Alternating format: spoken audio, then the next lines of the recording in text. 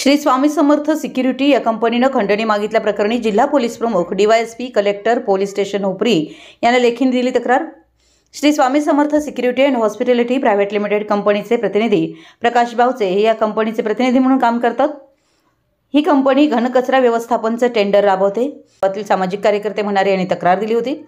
यामध्ये अशोक खाडे, प्रशांत जाधव यापैकी प्रशांत जाधव यांनी कंपनीच्या मालकांना आमदारांच्या नावे फोन करून तुमच्या कचरा टेंडरमध्ये काही अपवाद होत असून तुमच्यावर कारवाई संदर्भात धमकी देत त्यांच्याकडे खंडणी मागितल्या प्रकरणी त्यांना अमन जमादार या व्यक्तीच्या नावे 1 लाख रुपये RTGS करून दिले असता त्यांनी आणखीन 2 लाख माग लागतील यासाठी तगादा लावला व नाही दिल्यास कंपनीची बदनामी करत कंपनीला ब्लॅकलिस्टमध्ये टाकण्यासंबंधी व टेंडर काढून घेण्यासंदर्भामध्ये वरिष्ठांना कळवले जाईल अशा वारंवार धमक्या देत त्यांना ब्लॅकमेल करत खंडणी मागितली।